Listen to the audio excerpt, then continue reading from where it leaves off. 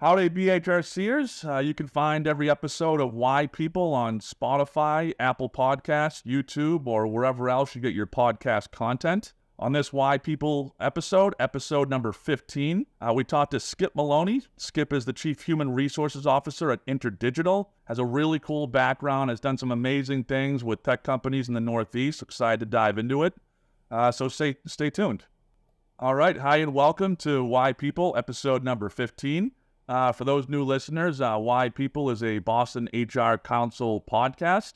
The BHRC is one of the largest HR executive communities in the world with over 1,000 active members. Excited to have you today. Excited to introduce co-founder of the BHRC and co-host of Why People, Paul Roberts. Thank you, Sean. Certainly was skipping with excitement today when I found out today's guest. I want to welcome all our loyal and new listeners to the podcast. Should be a great one. Awesome. Thanks, Paul. And it's super excited to introduce today's guest. Skip Maloney is the Chief Human Resources Officer at InterDigital. I know Skip as, number one, as a college ball player, so near and dear to my heart in a pro ball player, but also in the Northeast, he's become pretty well known as a human capital strategist, specifically creating some amazing stories for public companies and companies looking to grow in the tech space. So Skip, thanks for joining us. Yeah, thanks guys. Long time coming. I watched a lot of your episodes, so honored to be here. Appreciate it. Yeah, and appreciate you not hitting delete. All the notes I sent you. Hey Skip, you coming on? Hey Skip. Hey Shy, I got a job. I promise I'll try to get on when I can. So Right. Appreciate you, Skip. And we call out the elephant in the room here, Skip. I know you're headquartered in Philadelphia right now, but you're a loyal Boston guy. See some cool stuff in the background. Just give us a quick 30 seconds on what it's like being a Boston sports person living in Philadelphia right now. Well, I'll tell you, it's not easy, especially now.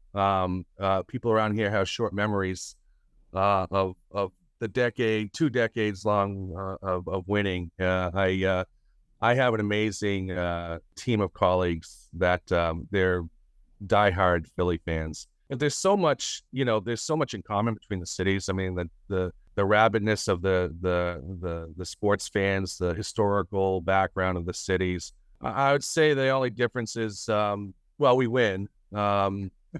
Someone on the executive team said Philadelphia is the city of champions, and I said, no, you guys are the city of championship games.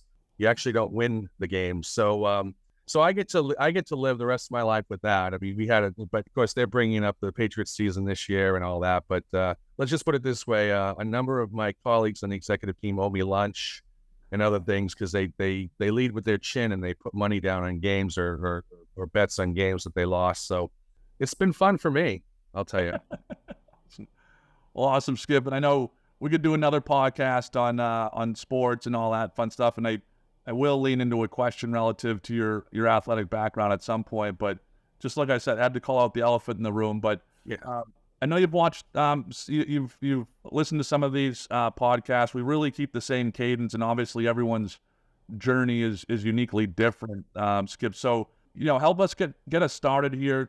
Tell us a little bit about your background, whether it's, you want to start with education or really anything to get us rooted, what kind of tracked you towards your professional career now. Sure. Yeah. Well, you mentioned baseball. So my earlier plans were not to be in HR. It was play first base for the Detroit Tigers, and Wall ended that career pretty quickly and destroyed my knee and all that. So I've always been one that, if a door's locked, I look for how to get through the window. I figure out some other way to move forward. So my career, I hear a lot of people say they fell into HR. I don't think I fell in HR. I think I chose HR. HR to me, it's a complex function. It's a complex science. And, I get blown away by people who can, make this great software or this great machinery.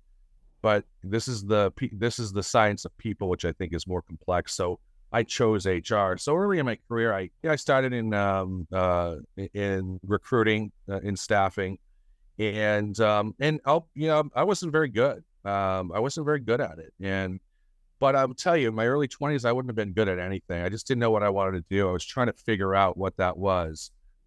And like I said, I don't think I fell into it, but I started to get involved in more broader HR activities. And I was blessed with having early influencers in my life and in my career that put me in touch and gave me opportunities to do things outside of recruiting as well. I had this leadership to me, this bent of leading people that I always leaned on. So I started gravitating towards that and stayed in recruiting and just started taking it more seriously. One of my early influencers, Jim Donahue, who is a well-known staffing expert in Boston, and he taught me discipline, right? And I started to really take it seriously and tap into my ambition. And I started to get into other parts of HR and learn the business and learn the function and what it can do. And quite frankly, I wanted to change it. I saw the way the function was at the time and thought I could do more, and I wanted to be part of that. Yeah, that's story, Skip, and it's a cool background. And if I could just kind of lean in, kind of a follow-up question there. We chat with and we know a lot of folks that are in the recruiting function, right? And they'll tell you, well, I'm just a recruiter, right? Yeah. That's my sweet spot. Sometimes folks will even say, I consider myself just HR adjacent. I'm really just the recruiting function. So I guess, and going off your response, I'm sure you have some thoughts around this, but what did that bridge from the recruiting function to the business function? What did that look like for you? And would love to hear kind of your thoughts on it. Yeah, I mean, every role within HR is different, but to me, you look at attract, retain, develop. Those three buckets. Every one of them has an important role within what we do. When you're in recruiting, recruiting is as close as you're going to get to sales in HR. You're selling the company, right? But you got to break the right path. You got to pick the right people to go on this path and this journey with you. So they got to be cultural fits. So by nature, you got to know the business. One thing I've always had, I guess, is a sort of, I've always embraced intellectual curiosity. So I always wanted to know how things work and what was around me. And I leaned on that for recruiting. I'll drop another name. There was a recruiting leader at the time that I worked with, Jeff Sa, back in the day. And he knew everything about companies. He just really dug in deep and he knew the technology. And I learned a lot from him on that to say, and which I take to this day when I talk to my teams now and say, you learn the business. Because one thing I noticed, when I talk to other HR professionals, at a party or whatever, and they say, I don't, so what do you guys do? And they're not able to really tell you what they do. I'm not saying you got to get down to the line of code, but they really struggle with being able to explain what their business is and how they make money. And what I always tell people is, HR folks ask me all the time, what HR magazine should I get in this? I go, actually get the Wall Street Journal first, get that. Know how the business around you works and how people are making money, how people are losing money. Learn the business. Once you learn the business, you'll be able to learn HR and know how to support the business. And so I was able to gravitate towards that. And honestly, the other part for me is because my vulnerability hat on, I have ADHD. And so I get bored quickly. And so I was doing the recruiting and this and that. And I was like, hey, what's that over there? I'm going to go start working on that. And it helped me along. And for me, it was great because, look, especially over the last 5 years, it's something new constantly coming around the corner for HR. Yeah, that's great, Skip. The word curiosity. If Paul and I will do one of those word map or word clouds from all of these episodes when we get to 25, and geez, that's the folks that we've had on here, all really impressive in their own right, and I don't think anyone hasn't said that is what drove them to expand kind of their. That's right. Yeah. Their career. So Skip. Let's just pause right here. Got a great kind of idea of your background and how you got started. And we'll make a jump kind of into more of the career path and the path to the executive seat. But I'm always curious on people's take here. But Tell us a little bit about growing up playing team sports and that being a big part of who you are and how it translates to your approach to business and teams. Sure. Yeah, no, great question. Yeah, it's funny. I think my parents had different plans. They sort of groomed me to play professional ball. They saw I had a talent for whatever and developed my skills. Yes, someone could just really make a quick line and say, okay, you're a great hitter. That's not what I took away from it. I'll tell you, my father growing up would pitch me bottle caps every night for an hour, and I'd hit into a net with a broomstick. So one would say, oh, great, you developed a knack for hitting. True. But the reality is I developed discipline. I developed work ethic. I wasn't the tallest kid. I wasn't the fastest kid. I wasn't anything, but I was going to outwork anybody. And anyone who knows me, anyone who's worked for me will know my favorite 4-letter word is grit. So I worked hard at that. And so sports, and I try to pass this on to my 2 daughters as well, is it's not, yes, there's importance to winning and losing and to learning those lessons in between, but it's everything in sports should be developing you how to be a better person. And the things I learned from sports takes me to this day. I'm obsessed with teams. I've been on very talented teams who didn't win, and I was on less talented teams who won it all. And so I get obsessed with, why is that? What is the dynamic between the two? What happened? And so I try to apply that to the everyday. And I'll tell you a quick story. My daughter was a little kid. She was a little girl just starting basketball, where like if you score 4 points, it's amazing, right? And she had this one game where she scored 25 points, which I was, after the game, I was like, oh my, Madeline, oh my God. And first thing she said to me was, oh, Dad, did you see Ella? She scored her first basket of the year. I'm so happy for her. That's how I look at sports. I'm like, okay, cool, you get it. It's about the people around you, not you. And so sports to me, yes, believe me, I lead with my chin. I go in the office every day and say, how many championships do you guys have? I'm Boston, right? That's what we do. Sure. But at the end of the day, it's about pulling people up and making the people around you better. That's one of my, never saw him play, he was before my time, but Bill Russell was always about that. He measured his career by how well or how better his teammates were because of him. And that's the correlation I bring from sports into my professional career. Yeah, I love it, Skip. That's well said. Geez, that's might have a Skip Maloney meme, soon on all that. Cool. What's the meme? I don't know those things yet. And GIF or GIF, I don't know. I don't know if I know either, Skip. But great. But yeah, so it's neat to hear you say that, Skip, and it's relative to our conversation here, right? So kind of this, what I'm hearing is curious, competitive, team-oriented, right? And so now you're in HR, people. Tell us a little bit about, how you went from being a part of the function to pathing towards some type of leadership and kind of what that looked like and what that track was like for you. I think the competitive advantage, I guess, I had over others in my field, which I'm not suggesting I'm any more special than anyone. I think at the time it was a little more rare, right? Was I spoke truth to power. I'm kind of unabashedly truthful on things. If I see something that's not right, I'm gonna call it. I'm gonna say it. And so I had what I call, career courage to just speak my mind. And I thought a lot of people that were around me, they stayed in their lanes.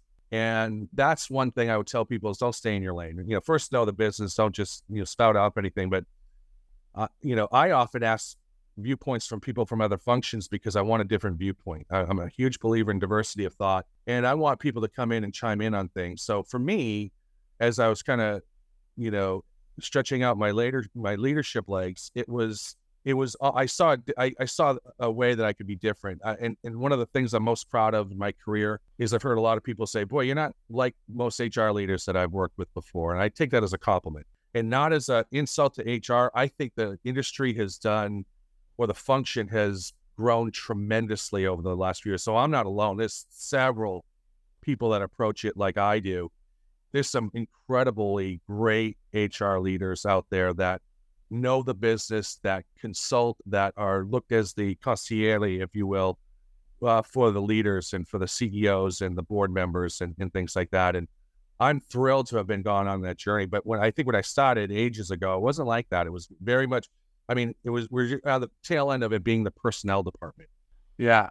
And Skip, it's neat, we're friends now, but even when I first got to know you, that kind of unabashed, like just call it like it is. It's like the first thing that stood out. That I'd imagine that is a superpower in the work that you do. I guess a follow-up question I have though is for those folks, and some folks, come on and actually admit, they say, hey, I'm an HR person, and I've learned how to be more curious about the business. I've learned how to become more of a business partner than just leader of a function, right? Any words of advice for folks that maybe were more HR oriented than business? Yeah. Like you were. Any advice there that you might give to someone? Sure. Yeah. So one of the concepts I try, again, going back to sports analogies, one of the concepts I try to impart on, younger HR folks coming up, I said, look, you could play one of three roles. You can decide to be a coach and coach the people around you to better performance and to better results. You can be a cheerleader and just root them on their way and their journey and not really call anything out at all. They didn't do anything wrong at all. Or you could be a referee and just, referees, they look for infractions. They look for fouls. They look for penalties. They look to see if you touch the line. I tell folks there's times to be one of all three for sure, but lean more on coaching, lean more on bringing people along on their journey. Everyone's different. And I think that's where HR has gravitated towards the last 10 years, I would say, is when I first started, it was more of a referee. We were there to blow the whistle on so-and-so. And I just don't believe, there's times you got to do that for sure. But if you do it from a coaching lens, there's times when you're going to blow the whistle like, hey, yeah, you can't be doing that, and think about this ramification and think about the things around you. And then from a cheerleader, when someone needs that pick-me-up, but you got to be able to shift in between. But I would lean more towards coaching than anything.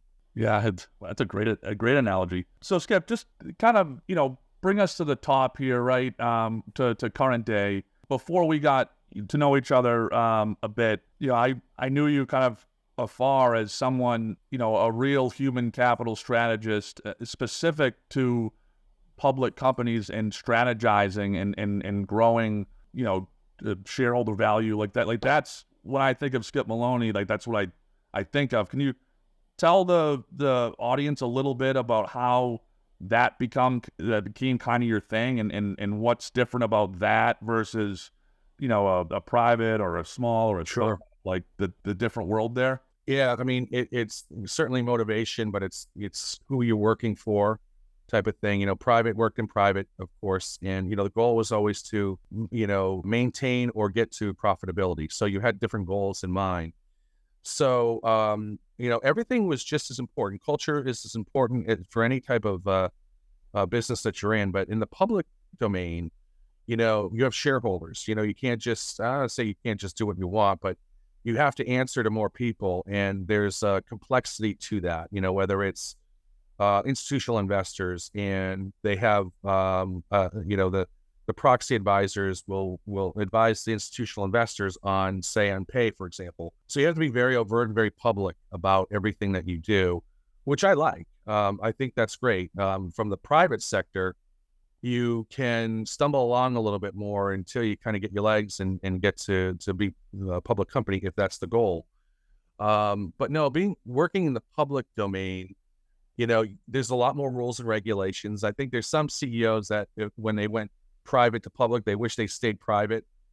But the reality is, if you're running your business the right way, and oh, by the way, sometimes you have to make decisions that a shareholder may not love, but you have to explain why this is good for the long term. Most shareholders are in for the long term, not short term. So sometimes you have to make decisions, whether it's comp related or benefit packages, whatever, that may take money away from the business, but it's good for the long term. So as long as you know those things, you strategize and keep good relationships with the advisors, with the institutional investors, with shareholders.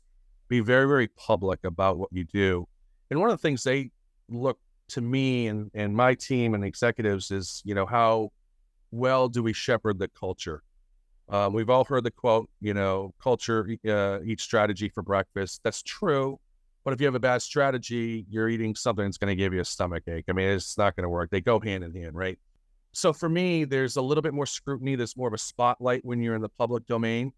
But I think if you have your act together and all that, there's no disadvantage to that at all. Yeah. Yeah.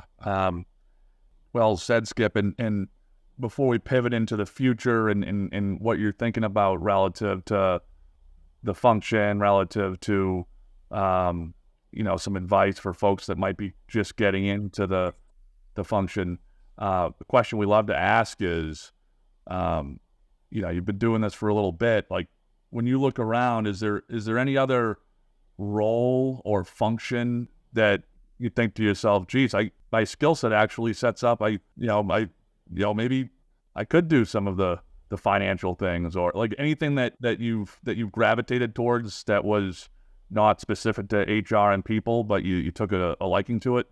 Yeah, well, let me answer it differently. I see HR eventually moving into more CEO roles and COO roles. I was a big time champion for seeing CHROs be placed on boards. And I'll tell you why. When I was first starting out in the public domain, I would tell you 70 to 80% of the conversations we had centered around people at the board level. So, I sat in on the board meetings and participated. And it just hit me after a long time. There's not one board member that there was a CHRO that has an HR background. And it's more prevalent for comp committee things, right? But but on the other hand, you don't need to be a CHRO to run the comp committee. We have an outstanding human capital committee chair at InterDigital, and she doesn't have an HR background. So you don't necessarily need one or the other. But I find it interesting that those rules don't apply for HR, right? It's like, well, you need finance to do this, that. I'm not suggesting you're going to see a CHRO be a CFO, but the CHRO should know enough about every single function within the business that they could become a very strong COO. And I also think that you're going to start seeing more CHROs become CEOs down the road. I think this next decade, you'll see that more. I think the world, certainly with COVID, there was something every 3 months, something new was coming down the pike. And the CHROs and HR team had to be in the forefront and figure out a way and how to, pivot around, get through, capitalize on whatever it was, that it rounded out everyone's business experience. So I'm hoping to see, like I said, more CHROs be CEOs and companies and boards, taking a chance on CHROs to do that. We'll see. And not just human capital related companies, right? But more in general. So that's what I see the future as, that more than anything. I think the other thing that's helpful for folks in my role, and I'll be honest, I only learned this over the past 5 years. I used to always consider myself, when someone asked me, what's the team? What team are you on? I say, oh, HR, I lead HR. The reality is that's not right. My team is the executive team. And I tell my team this all the time. We're not on the same team. You're the team I lead, and I'm closely aligned with, but my team is the executive team. That's the team I play in. And I think we'll start to see more. So when that happens, I think you'll start to see a little bit more adoption of senior HR leaders go into boards and play different C-suite roles. But that was a hard lesson for me. And going back to the referee analogy, it was like, if one of my teammates is failing, I'm failing. So instead of putting a spotlight on that person, I look to say, how can we get them out of this rut or whatever they're in? And I think that'll go a long way to see kind of my vision of CHROs being CEOs. Yeah, that's a fascinating insight, Skip. And I'll just drill down a little bit. The part that you shared about the executive team being the team you're playing on, and your HR and people team being the team you're leading, that's pretty deep. Can you go a little bit deeper on what brought you there? Because you're right, and people talk about this a lot. We haven't heard it really, I guess, said as clearly. What kind of brought you there? Yeah, well, to be honest, I had an epiphany at, we used a leadership development partner called TLDG, the Thayer Leadership Development Group, out of West Point. So when I was at Aspen Tech, we were looking to gravitate towards a command and control culture into one of, we call it discipline agility, and we use them as a partner. And, we go through our executive team meetings. We went down there, did team events and all this sort of stuff. And they just simply asked the question. We all answered it. Oh, I lead finance. I lead this. And it's sort of the USA 1980 hockey moment where they're like, what team do you play for? And it just hit me. It was just like, it was staring at me in the face that, if one of my colleagues would say it was sales, whatever, then I'm failing. And I got to, what could I do to help them out? And I would hope that they would do that for me. Right. And not call it out. So that was my sort of epiphany. Fast forward to where I am now at InterDigital. So and this isn't, my CEO probably never see this. He's outstanding. He really enforces a team mentality. He's very open. He shares everything with us. And I felt this way my first week at InterDigital I felt this was the team I was on, because he never segregated a group over here to go talk about this and that group. Oh, you don't need to hear this. It was everyone in the room. And honestly, Antonio Pietri, my former CEO at AspenTech, did the same thing. We're all in the room. And we heard the good and the bad. And you just realize this is the team I play. And so I'm thrilled. It wasn't something I had to really work for and work at InterDigital. It was already in place.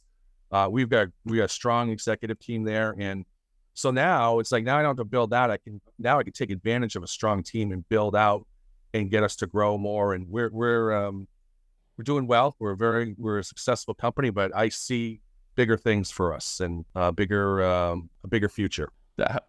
I love it, Skip. As soon as you were saying that, I was thinking about that scene in Miracle before you. Yeah. And for folks listening that might not, watch. So Miracle, the U.S. Olympic hockey story. It's essentially a scene where the Team USA has been picked, and they're practicing, and Herb Brooks, played by Kurt Russell, is skating the team. They're doing conditioning, and he keeps asking them what team they play for. They had just made the team, and every player keeps telling Coach Brooks the college, right? Minnesota, BU, BC, Michigan, Colorado. And he just keeps skating them until finally someone says, and I think it was Eruzione. Yeah, it was. Boston boy. Yep, says we USA, play for Team USA, right? And that's awesome, Skip. I love the analogy. Well, Skip, this has been great. We're kind of heading into the end of the conversation here. We love to land the plane, John. Land the plane. On the plane. Good luck. But let's talk a little bit about the future. You've already kind of went there a little bit. Yeah. We've been really lucky with the Boston HR Council community. It's grown. It's well known now. So Paul and I, we chat with a lot of folks that are either super early on in their HR career, or they're super early on in their professional career, and because of this group or this content, they're interested in a career in HR. So. Mm-hmm. I guess maybe, kind of open canvas here. Any advice for somebody kind of early on or considering a path into HR? Yeah. I mean, a little of kind of what I said in the very beginning of, subscribe to the Wall Street Journal or a business paper, magazine, whatever. If you want to, there's a commercial out there, and forgive me, I don't know the business. It might be NetSuite for all I know, but it says, if you don't know your numbers, you don't know your business. And what I tell folks all the time is, if you don't know your people, you don't know your business either. So in HR, you have to, kind of know a lot about the different functions and what everyone does, but learn the business world around you. I'm an investor myself. And so I'm sort of, I get obsessed with digging into companies and learning what they do and what their strengths and weaknesses are. But it doesn't compare to what I know of my own company. I should know the ins and outs. I want to know how we bring in revenue. I want to know where we lose revenue. I want to know all of those things. That makes me a better HR person. And don't just, SHRM's a great organization. Don't just stay in your lane and learn HR tactics. Look, if there's anything that I could be accused of, is I know probably more about the business than HR, but that's okay. I'll have to go to my experts on my team and say, hey, what is this about that, and blah, blah, blah. And we have a great labor attorney, employment attorney that sits in the the legal department, but is part of the team. So I have that luxury of turning to her and say, Amy, what does this mean for us here and there? I look at it from the business aspect to say, is this good for the business or is it bad for the business? And so look, I tell younger folks kind of getting into it. And the thing I love too is don't make HR be where you fall. Make it a destination. I want HR, the function, to be a destination. I would love to see people go choosing HR for that reason because they want to be a leader. I get asked all the time, what do you do? I'm like, I'm a leader. I just happen to practice human capital, but I'm a leader first. That's my first title. I'm a leader. And then you start making decisions based on what's right for the business. For a long time, I'd ask people, interviewing, so what do you like about HR? What do you want to go into HR? And they say, oh, I love everything about HR. I'm like, no, I don't love everything about HR. So that's not true. So come on, really, what do you like? What don't you? And then you get a little bit more of the truth, and then you can hone in on what their passion is within HR. Some people, their highest mountain would be the head of talent acquisition. That's awesome. That's amazing. And they have a passion for it, and that's great. Others, you have so many different pathways, but if you want to run the whole function, learn the business. You learn the business at every level of HR, but that's my biggest advice to younger people going in. You gain so much more credibility when you're in a meeting, and you can talk the talk with the engineers and the attorneys and whomever, because the business. They put you in a different peg of, they're one of us, and that's huge. That's awesome, Skip. I love that advice. Skip, this conversation has been great. We've had a blast. I'm gonna put you on the spot here, though, for the last 30 seconds here, though. So where my connection's gonna go. Yeah, get it ready. All right. So recording this late in 2023, gonna publish. It will be Apple, Spotify, all over the place in early February. The current NBA standings. Yeah. The Boston Celtics are leading the Eastern Division, 21-6. Philadelphia 76ers are in third place at 19-8. Just want to hear a little bit about what Skip's thoughts are relative to where this NBA season might go. Well, I'll tell you what, if I were to adopt their fandomhood, I would start planning the parade now. I got a lot of heat because the very first regular season game, mind you, it was game 11. The Sixers beat the Celtics, and I got pummeled the next day coming into work. And the first question I said, "This is great. What time does the parade start, and where do I go?" And I go, "Guys, it's game 11. Pump the brakes a little bit here." So, but no, look, I'll go out on the limb. The Sixers, third place is nice. I think that's as best as they're going to do. They're not a playoff team. I'd love to say we can't wait to see them in the playoffs. I'm not sure we will see them in the playoffs. To me, this is Boston's year. We've knocked on the door several times, but this is it. They're going to have to give it up. The Sixers are a nice, cute team. I think they have 2 championships in there. 2? Yeah. I think we got our second one in 59 or 60. So we'll get banner number 18 this year. 2024, and then I won't hear anything from my colleagues for a little while. It's funny. It's funny how I don't hear anything about football for a while when the Eagles have lost 3 in a row or whatever. It's funny. No one seems to look at me in the eye in the hallway. Weird. Oh, geez. I put you on the spot a little bit, Skip. You kind of ran with it. That was that was great. I have a little pent up anger. You have to understand. I'm surrounded down here. It's like I'm one of those dorky dads. Like someone walks by me in the street and they have a Boston call. I'm like, hey, hi, how you doing? You from Boston? Complete dork, but that's what you get. Yeah. Well, Skip, we had a lot of fun, buddy. You're a great BHRC council member. Loved the conversation and looking forward to hanging out and what's in store for you in 2024. Yeah, thanks so much, guys. And both of you, if you're ever down here, I'll take you to the same Irish pub that Sean and I met and have a wobbly pop or two. That sounds good, Skip. Here you go.